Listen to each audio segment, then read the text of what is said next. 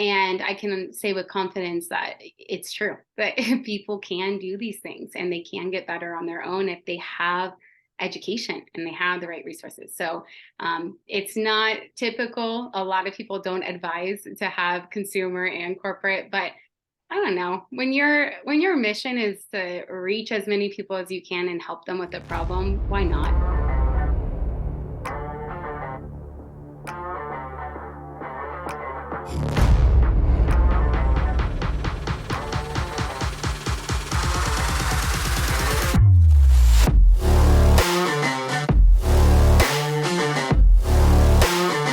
All right, welcome back, Wellness Ninjas, to another episode of the Wellness Dojo podcast. I'm your host, Kyle Craik, and I'm excited to introduce today's guest, Ashley Hunt. She's the co-founder and CEO of Pancea, a pain management system that guides you forward to a pain-free life. Ashley, thanks for being here and welcome to the show. Thank you. Thank you for having me. I'm really excited. The more I looked into this company, the more intrigued I got, the more inspired I was. So I'm really interested in hearing more about what it is and a little bit more about how you kind of came to be with this company and grow this company. So yeah, I'm excited to dive in. Awesome. Yeah, well, I'm excited to be here and I'm excited to tell you a little bit about Pancea. I can give you a little brief overview of just what the company is, but then of course, how did it come to be? I'll start there. Okay, awesome. I love it. Perfect. But yeah, Pancea is an integrative health company. We are digital, so we're a digital health company that focuses on really getting practical tips and techniques and suggestions for what you can do to get out of pain. Sometimes this means chronic, sometimes it means acute. And then for most of us, 85% of us, it's really just the achiness that we feel from our daily life. And so our whole platform is around providing those practical tips. But we also have some mental health side, which I will get into of why we did that. So it's not just physical, it's also some of the mental health side as well. But Amazing. yeah, just a little background. I experienced a few traumas pretty young growing up. And so one of them being losing my mom when I was a teenager. And then I was assaulted in college. And so this was maybe 2 years after that incident. And so just the combination of mental and physical emotional trauma, I was experiencing significant lower back pain. To this day, I've never experienced it to that degree. I was having a hard time studying at the library. I was in college at the time, so I was studying my program. And I went to a few different doctors. And at one point, I was diagnosed with degenerative disc disease in my lumbar spine, which I know you know what this is. Just a fun fact for the viewers or for people listening, most of us have this. It's actually very normal to have some form of degenerative disc disease as we age. But mine was pretty acute at 21. And people, some doctors had told me that I wouldn't ever run again. And around this time, I just couldn't accept that. I needed to be physical. I've always ran as a form of therapy. I've always been involved in sports. And so the idea of not being able to do those things at such a young age was just not an option. And I just felt really lucky that I was studying at the time neuromuscular kinesiology. So I was learning a lot in my program, especially on the neuro side, just the connection. And I remember when I got diagnosed, I was in a psychology class on top of some of my, the physio, all that stuff. And I was learning about it. I was learning how the mind and body absolutely played together with pain. And that you can have a diagnosis, you can have structural damage, and it doesn't always connect to pain. Sometimes there's these other factors. And that kind of changed my life. It was the start of seeing like, well, I'm not broken and maybe there's things I can do. And I ended up getting certified as a corrective exercise specialist at the time. So that really started to morph my own program development. So I started learning about myofascial release. I started learning about different exercises I could do and stretches and how everything's connected. My shoulders were totally connected to my hip stuff, and then that was connecting to my lower back. And I see you laughing and smiling because I'm sure you your studies, you also relate to this? Okay. Absolutely, absolutely. Yeah. So for me, once I started doing my own program, my symptoms were not only getting better, I was actually having no pain. I was able to run again. I was doing activities again. But it became part of my lifestyle. So I was really doing these kind of corrective programs almost as maintenance. And knowing what to do and having that education, I felt really almost privileged. I felt really lucky because if I wasn't in that program, if I wasn't studying these things, what would I have done? Would I have just stopped running? And so that kind of started this interest and this passion of, well, I want to make sure that other people don't go through that. And I want to make sure that when people are having pain and aches and pains, knowing what to do and understanding that it's not so crazy. Of course, there's different severities to things. So I want to always put that disclaimer in there. But for a lot of people, there are things you can do, even if it means that it's not 100% gone, there's still stuff that you can do to manage it and to make sure that you're still moving because we need that. So around this time, I met my co-founder, Justine. She was studying the same program in college. And her and I worked through some PT clinics together. Well, we ended up starting our first company, and that evolved into Pancea. And so we've been in this space for about 10 years now. We've only been in musculoskeletal care, and we love working with different groups of people and backgrounds. So we've worked with psychologists, we've worked with even orthopedic surgeons, physical therapists, massage therapists. And really our belief is it takes a full team, right? And it takes different specialties to really solve complex issues like pain, right? Pain comes from the brain and we feel it physically. And so that's kind of how we got here. So I can pause and tell you more, but that's Oh, the I love it. And, I think that there's such a misconception around pain. And I think just it's such a gray area too, because there's so much that we're just now learning about pain. And like yeah. you mentioned, the connection of like pain isn't just a physical thing. There's something I wrote down here. So pain is a perception as much as it is physical, Yes. right? And for me, learning about pain, like I remember I was doing a course as a personal trainer and we were learning about how to, you know, remove pain from like a squat or different movements. And just learning about the fact that it's like some of that pain is actually just perception. It's not necessarily actually there anymore. Is like for me, it was like mind blowing of like how you could just shake a muscle and give it a different sensation and all of a sudden your squat doesn't have pain, like stuff like that. I think there's just so much disconnect about it in today's world. And so kudos to you guys to try and kind of bring some of that connection in. Yeah, yeah, thank you. I think I couldn't agree more. I think there's so much information in this field. And I think the things that get highlighted to the public are a very superficial level of that, right? So they'll learn a lot about what not to do, or sometimes be told what to do. But there's not a lot of good education of it's not so black and white. To your point, there's such a gray area. Sometimes it's mental, sometimes it's physical. Most of the time it's a combination of both, almost all the time.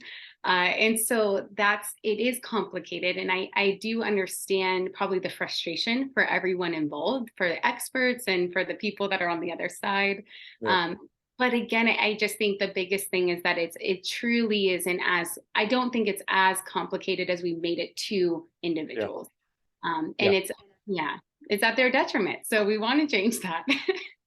Yeah, and I think that's part of it too, is we start to experience pain and Yes. then it's scary at first because you're like, oh crap, like this pain is here. Now I can't do this workout, or now it's affecting my daily life. I can't pick my kids up and like all these different things.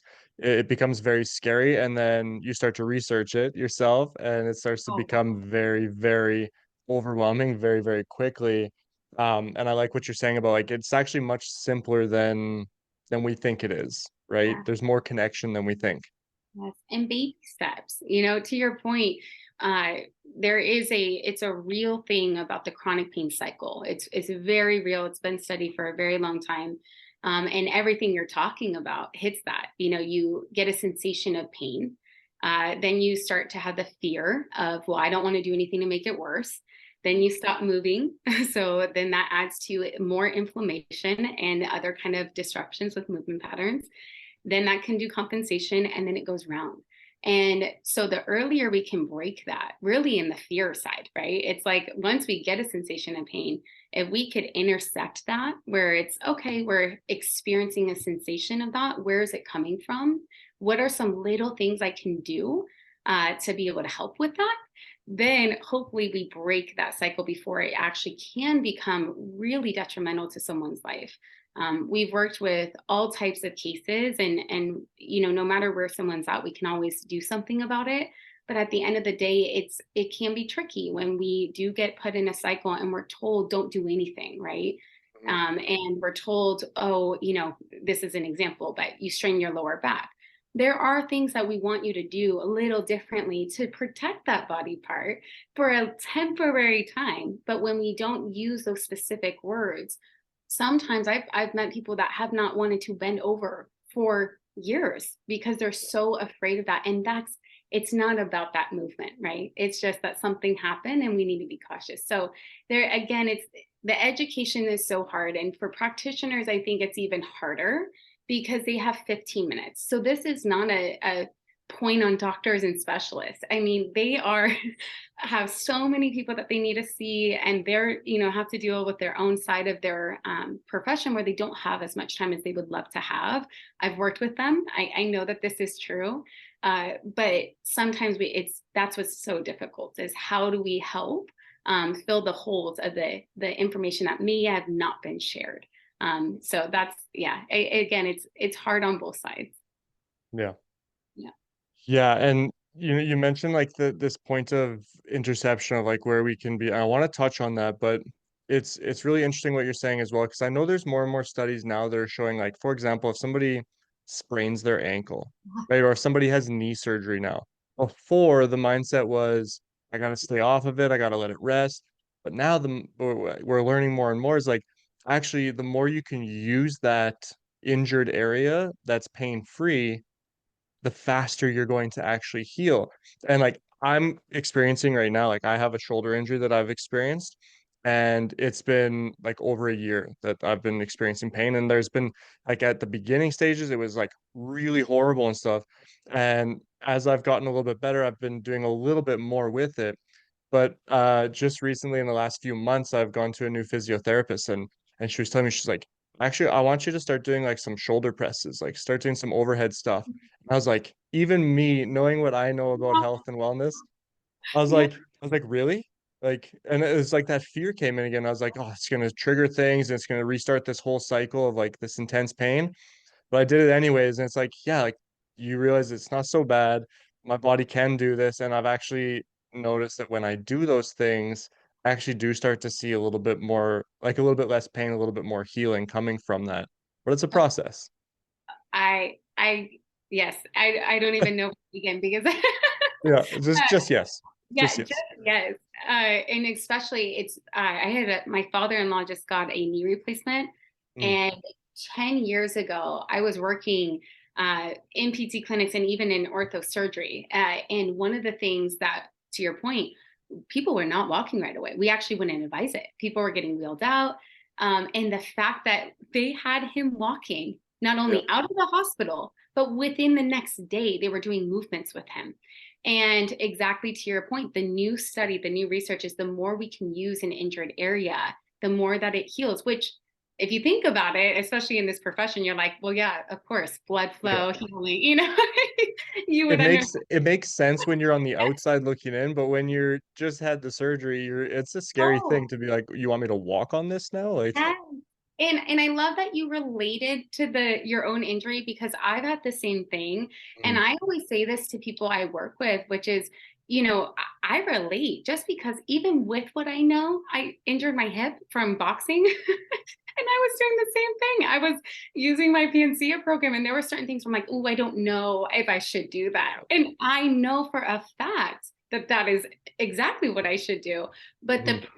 the pain cycle is just our brain's ability to protect ourselves. So it's kind of weird that you have to go against your instinct. This is a true instinct of our brain and the processes of it. And so, just to normalize that, by the way, it's your brain is actually doing its job. When you feel fear, that's a protection mechanism. And then it's really hard because we have to counteract it. We have to be able to say, I hear you, but we're going to take this nice and slow and see how it feels. Yeah. Yeah. So on that point, like where do people start with that? In your opinion, you got this fear, like you got this Yeah. onset of pain, you got this fear, and then we got to at some point try and intercept it and kind of figure out like, okay, there's an action that I need to take. Where do people start with that? Is it mental health? Is it actual exercise in that injured area? What is it in your opinion? Yeah. I think it's a little bit of, this is going to be probably annoying for the, the audience, but a Standard health little bit of answer both. here. Yeah.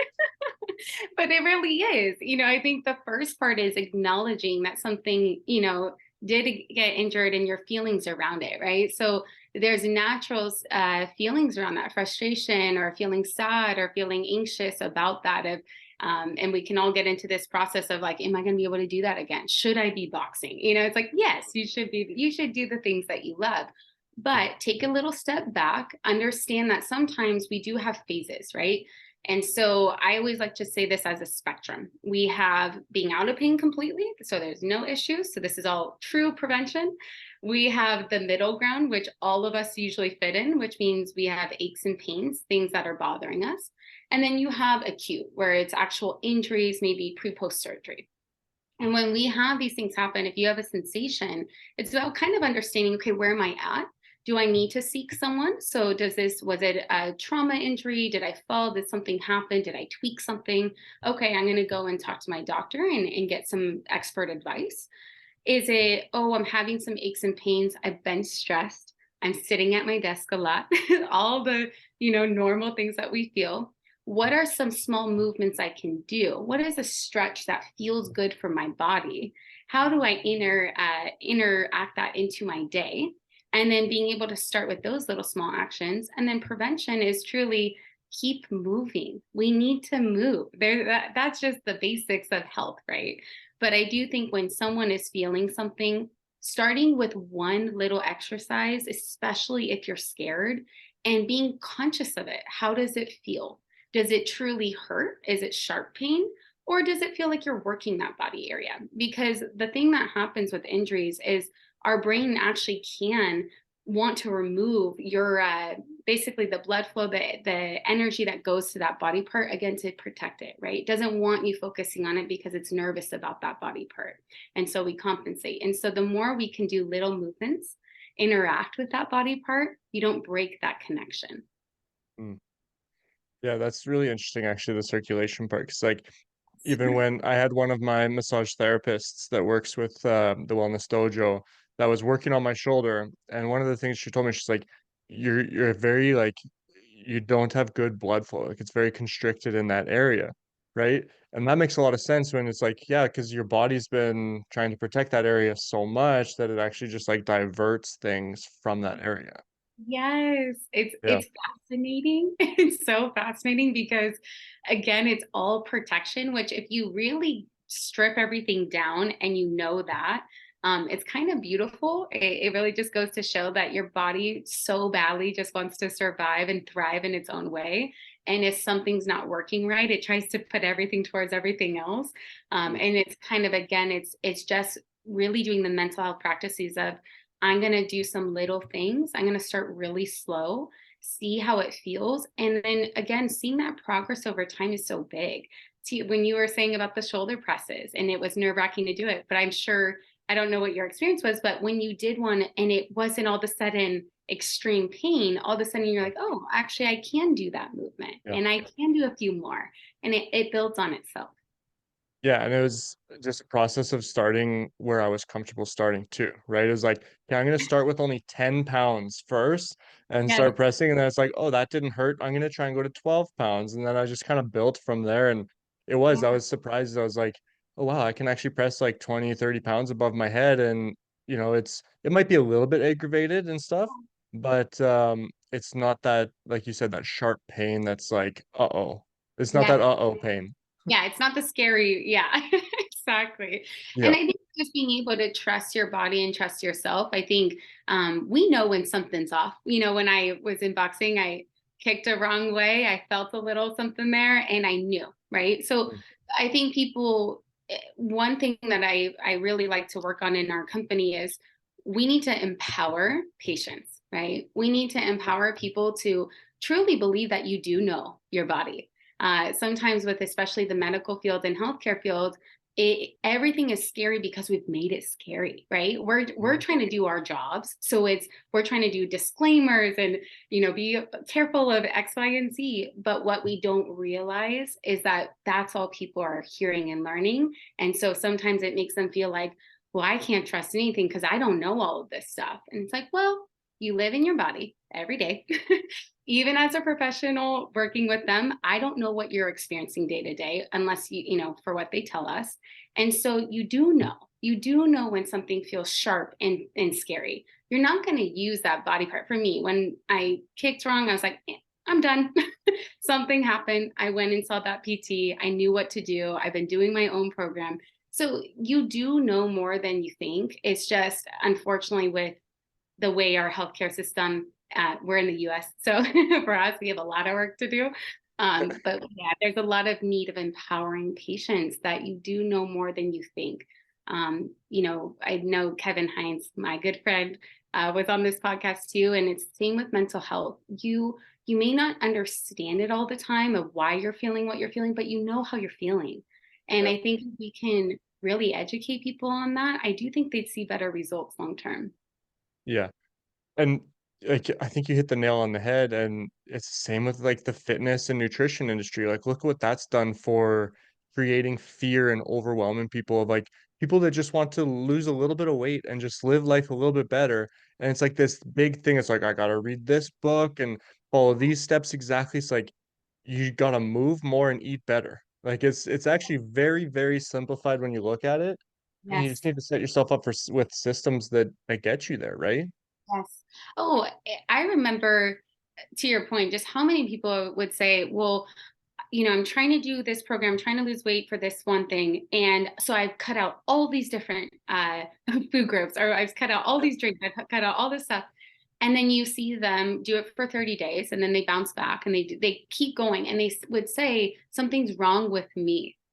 And it kind of broke my heart every time Yeah. because, again, I just felt like kind of responsible even being in this kind of field where it's nothing is wrong with you. You are doing what people are telling you to do, but it's too extreme. And that's not Yeah. what this is about. It's all about finding just a balance of things. And to your point, just eating a bit healthier, moving more, you're going to have a better overall well-being, right? So yeah, I feel for people because I think it's just the misinformation. Yeah.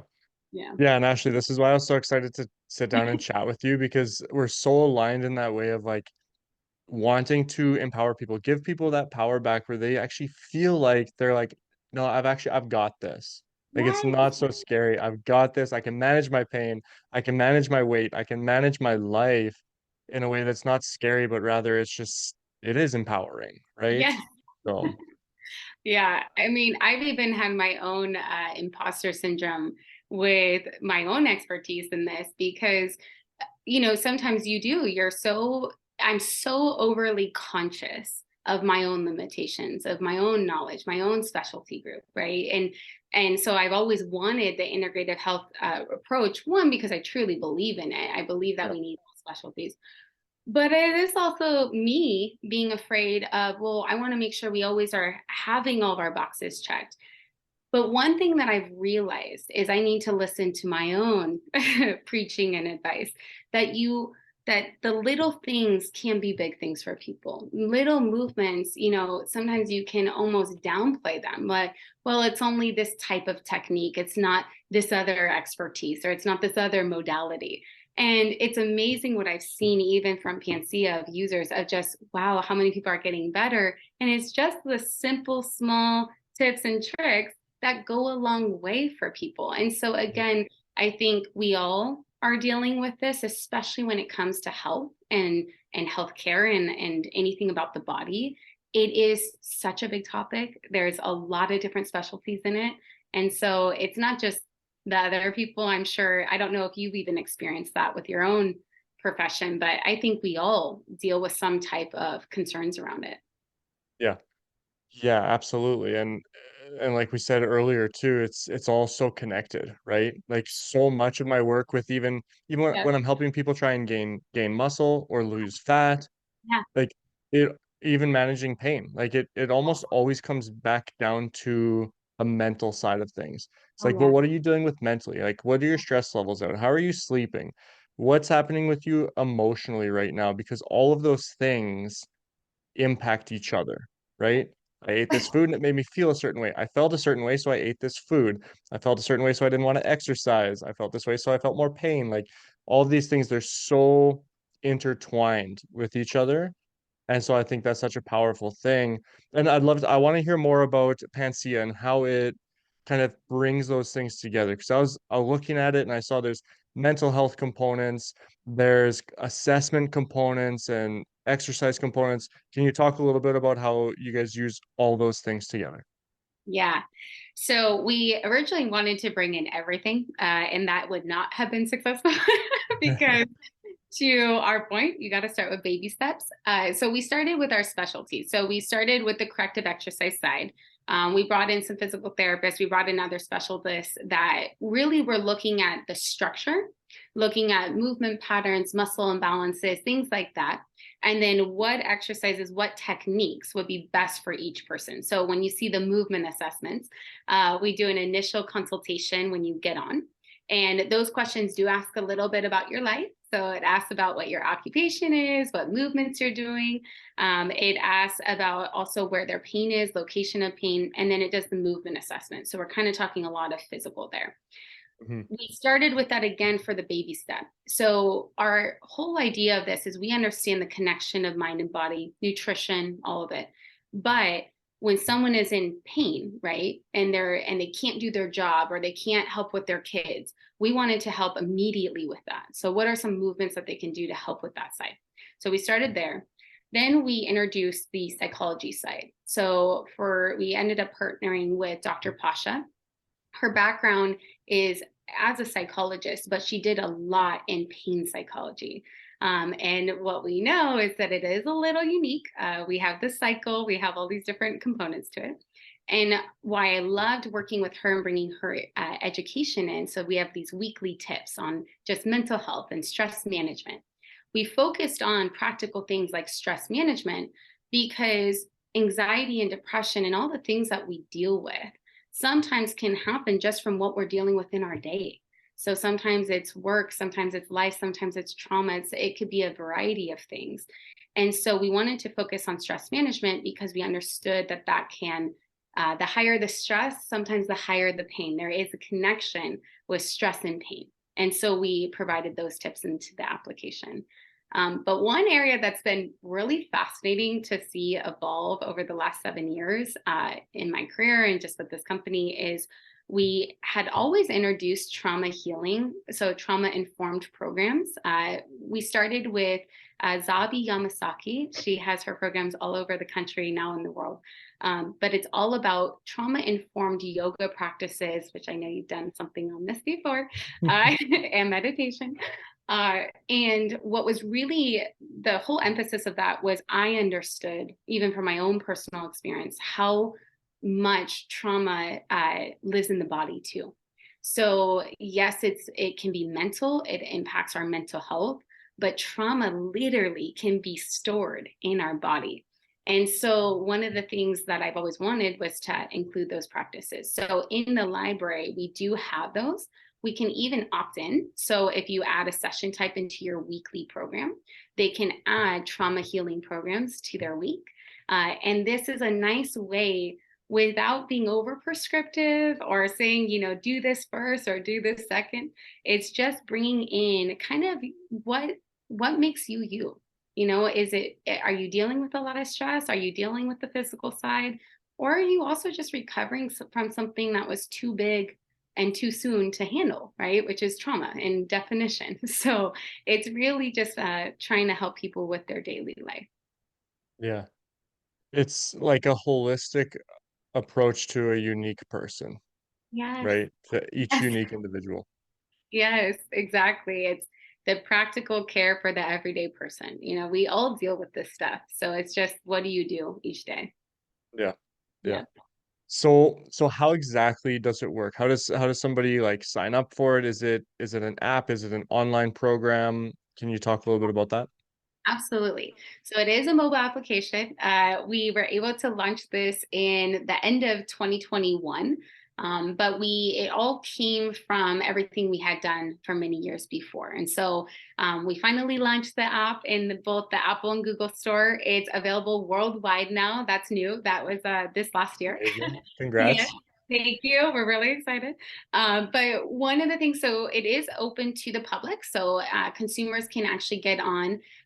But we have always been kind of on the corporate side. The reason why is just that's what our background was. We've always worked with companies, specifically doing more in the ergo health and safety musculoskeletal care.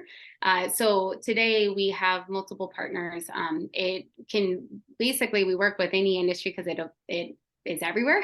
So whether it's desk workers or we work with hospitals, so surgeons, first responders, we're really working with as many people as we can. And that program does look different. We're helping with understanding trends, and especially again on the health and safety side and claims, and trying to make sure that people don't have to go the extreme route if they don't need to. That's the goal. Because it doesn't just impact, a company, it truly impacts someone's life. If once someone gets on the disability side, we've dealt with a lot of those stories, and it's pretty heartbreaking. So we're trying to prevent those things from happening. But yeah, it's we kind of had the two versions, and the reason why I know you and I talked before it started. You're always told what to do in business and Mhm. what doesn't work, and you have to pick a market and all Yep. this. And I tried that for a long time. I tried to fit ourselves in a box. I tried to listen. And the whole reason why we even started Pancea is because we know that it exists everywhere. And we really didn't like that. I worked privately with patients and clients for many years. And the thing that I didn't like about it was I loved the human connection. I loved the relationships I built, but not everyone could afford those services. And I also couldn't reach everyone. And so we made Pancea literally so that it could be affordable, it could be accessible, and again, it could empower people because loved my clients, I still do. But sometimes they would really rely on me to tell them what to do. And so they weren't learning on their own. They weren't taking their own steps because they were like, well, what I should be doing. And it's actually like, no, you should know too, because we've been doing it for years. And so Pancea was really honestly kind of scary to see, is this true? Like, can people actually learn on their own, and can they do these things? Will they see success without having me sitting in front of them and our team?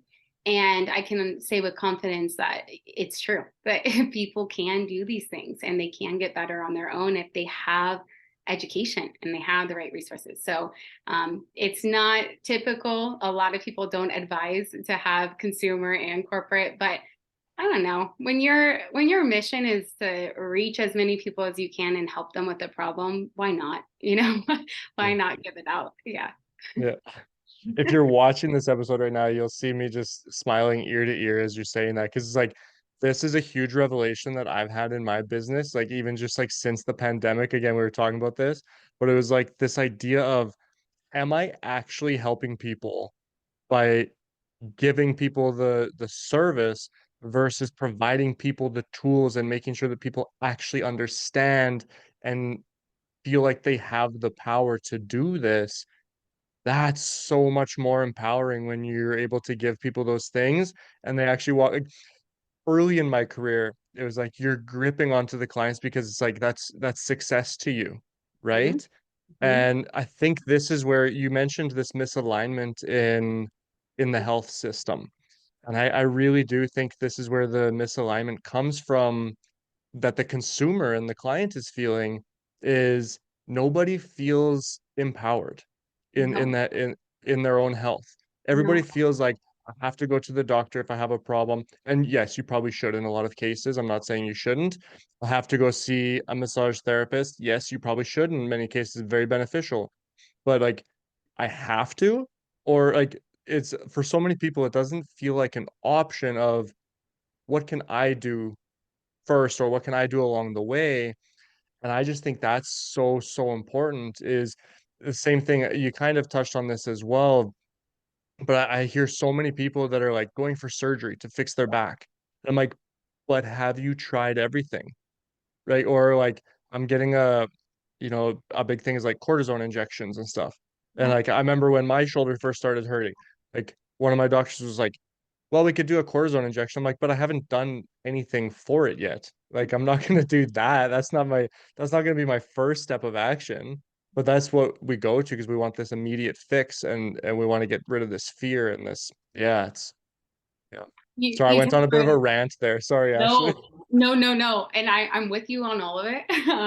There, you touched on a few topics. The first one that you said that I couldn't, I totally agree with is there's a time and a place for everything. Like, Mm, if you there is a time and a place that you should see a doctor. There is a time and a place for physical therapy, for massage therapy, for all the things. There's always a time and a place. But in our in our society right now, and with how it's structured, very few people can actually afford those things. It's a yeah. privilege. It's a privilege to get care. And until that changes, there has to be other options for people, or else people are just suffering. And I think that's where, sorry, I get so passionate about this because it's frustrating.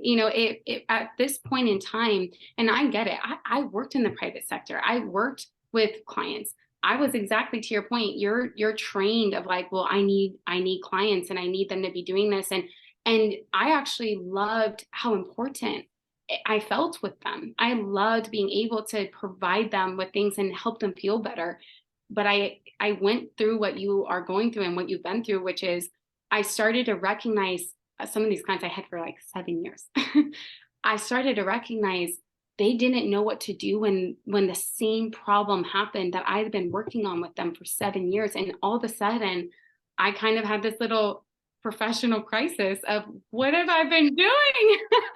What am I doing? It's emotional too. Like I Oh, had that same realization as you and like I literally was like on the verge of tears realizing like what have I been doing? Like it's like this yeah. I felt there was one actually there was a case I did cry. I actually cried because I truly felt like I had failed them. Like what have I done? Like could I have done something differently, or like what happened that like 7 years of working with you, like the same exact symptom that you know what to do happened and you didn't know and you waited for me, and it was this whole thing. And so Mhm. yeah, I think there's so many reasons why we need these resources more available, because and I want to touch on something that is controversial. So but I think you are okay with this. Yes, yeah, um let's go. I I think as health professionals we need to be more confident that you're always going to be needed, and technology and education and all these things is not going to take away from how important you are. Mm, It's only going to add value, right? Like I actually think about this often because I remember when I first started out, especially with Pancea. We are a VC backed company, which means that we have investors, and those investors deal with our competitive landscape, right? So there's, of course, other people in the field that are trying to do similar things. yep. But our difference was that we were trying to break away. We were trying to empower people. We were trying to say that you don't always need to see a doctor. Some, especially aches and pains from your daily life, there's things you can do. And that was really controversial at the time. They were saying, well, no, everybody, everyone that's out there right now, they do a mandatory consultation with a PT, they do a mandatory doctor's appointment. Again, sometimes that is needed, but we know those things with red flags. We know how to catch those signals. For most people, they didn't need that. And so it was really hard to try to say, no, That's not always true. And this is the exact problem we're fighting, which is this whole mindset that you are putting people in a fear-based situation that they can't do anything for themselves because you are making them require a doctor's appointment before they do a basic stretch. Like they can do that. They can do a meditation. They can do breath work that calms their nervous system down. There are things they can do. And so I think there's things I've seen in the healthcare field of this fear and resistance to people like us or to technology in general because they feel like it's going to replace them. And then there's the other side of people that are really stuck in this mindset of no, like the only way to fix this problem is through a doctor. And it's just not true. And I think people are kind of afraid to realize that this can happen. But if you look at mental health, we have done exactly that.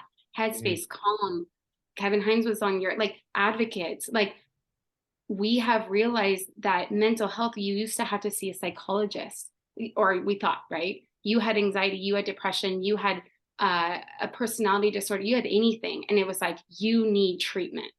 And actually, there's a ton of things you can do Yeah. on your own to manage your anxiety and your stress and depression and all the things that we experience as human beings. And Yeah. so to me, this is the same thing. And yeah, I know it can be controversial. I think that people have their own valid, sometimes, feelings about it, but I think we need to evolve. Yeah. Yeah. Yeah, and I mean, we've seen it on the grandest scale possible as well, like not to get into the pandemic and stuff like that, but it's like, where was the message of get outside, soak up some sunlight, move, eat nutritious foods, right? I don't know about you there, but for us it was a lot of order in and support local Yes. restaurants, which yes, we need to support local restaurants, but it's like there's no conversation on like eat nutritious foods, like boost your immune system. These are things that you can personally do to keep yourself safe and healthy. The message wasn't there. And so people were like, we really felt stuck and scared and like we needed something, like we need to go somewhere for this help. Like we need treatment. We need to go see a psychologist and stuff. It's like, and you can journal, like, Yeah. and you could try meditation, right? You can get Yeah. outside and take some deeper. The fact that we learned that vitamin D was the best vitamin for COVID. To if you had COVID, especially curing it or managing it, vitamin D was the number one. Okay, well, how do you get the the best vitamin D? You go outside. So Outside, don't stay inside. right? So I Yeah. completely agree, and I think again, I understand experts and the professionals that were doing all of these, mandatory guidelines, Yeah. but they missed out on the education, which is Yep. like not just disclaimers, right? It's like our healthcare system is so much about disclaimers, what to do, what not to do, especially what not to do, because it's trying to help the masses. But then there's such a lack of education of like, but here's in moderation all the really good, healthy, holistic things that you can do at home and outside. Yeah. Yeah. Yeah. Yeah. And like, I'm an optimist in a way of like I truly, I remind myself to believe that everybody's in it together. I genuinely do believe that everybody was trying to do the right thing, the best thing, while also experiencing their own fears Oh, and traumas and stuff with what's happening in the world, and not just during the pandemic, but throughout history, yeah. right? And but you're right, it's like we're at a stage now where we have the experts, we have the education, we can empower people to start to live their life better and to bring it back like pain free, right? Yeah. Or maybe not pain free, but pain fearless. I don't know. Yeah. In normalizing, right? Like you're Yeah, going to have pain. It's the same if he as if saying like you're never, the goal is that you're never gonna have stress or anxiety. Well, that's just not yeah, we're humans. You yeah, go through a lot. So we're gonna have aches and pains. We're gonna have injuries even. Like we're gonna have things happen. You're a machine. Our body is a machine. And so it's really just understanding and normalizing that. Like I'm gonna feel uncomfortable sensations in my body, but there are things I can do. And it doesn't need to be this end all that I never move again. So yeah. Yeah. Yeah, and when we have been through a time of added stress and heightened stress and sitting at the desk more and being more at home and moving around less and all these different things, we're coming out of the stage. I know I'm seeing so many people that are coming out with like now it's like me, like the shoulder injury that came out of nowhere, or all of a sudden they have these like this neck pain that won't go away, all these different things. Can we talk just a little bit about how that stress really does impact pain? Yeah.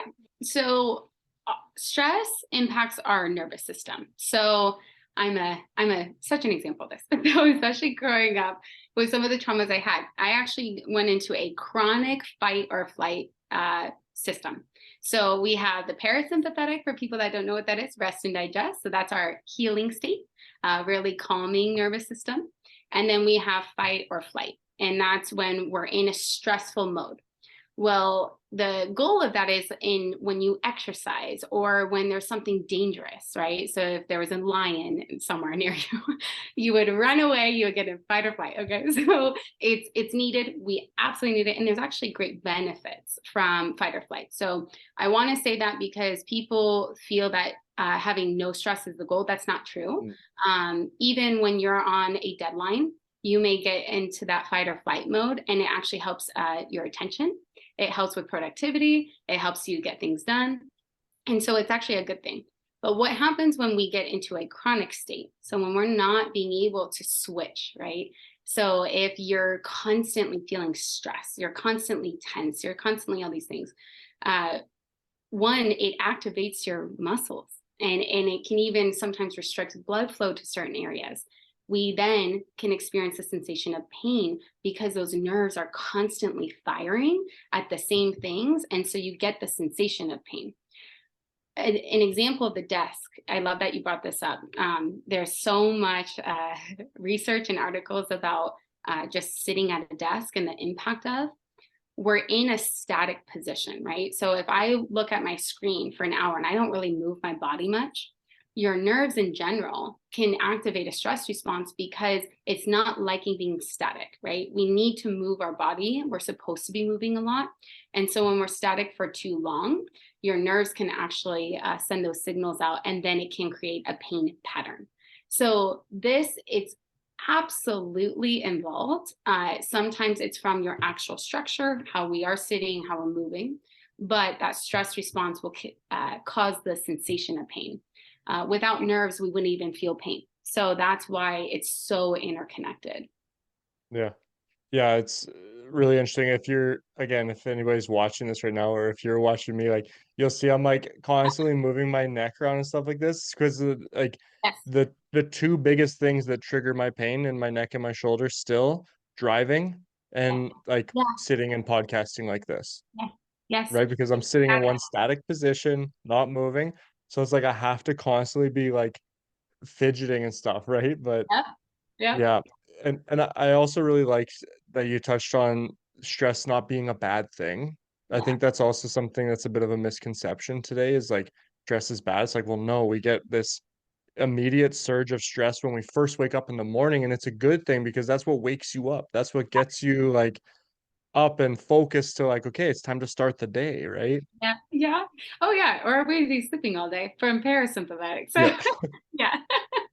No, I totally agree. And it is, it's all interconnected, which is, yeah, it's all normal. Yeah. Yeah. Yeah. Um, I want to be respectful of your time, even though I mean we could just I mean we got talking before this episode and it was like we could talk forever, it seems Yeah. like.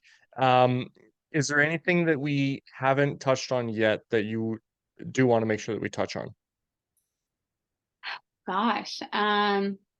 No, but if anyone on here is dealing with this stuff, find us. We would love Yeah. to help. We love we say welcome to our community. I mean, we want it to be this, lifestyle thing, and this is just natural, normal things of life. And so we want you a part of it. So if they can find us, please reach out. If you have questions, even it's not even about being on the program, you just have questions, you've been dealing with some stuff, happy to chat. So I'm sure you'll give out the information after, and I will. It'll be all be in the show notes for people, and we'll make it really easy for them to find you. love it. Love it. Well, thank you for having me. And I agree, I could go on and on. So I'm glad we were able to actually keep somewhat on track. Yeah, yeah. I know there's a few tangents, but that's good. That's good. I Yeah, like that. it's I always like good. that. Yeah, No, I perfect. appreciate you being here, and I appreciate everything that you're doing. Like, so much of what you're saying resonates with me and with what I'm trying to do in, in our similar but somewhat different fields. I think it's really commendable what you guys are doing with just trying to give people that power back. That's something I'm so passionate about. So really cool to hear other people that are doing similar things. Absolutely. And I'm happy to be here. Awesome. Well, thanks again, and thanks to everybody for listening and watching. And we look forward to seeing you in the next episode. Bye.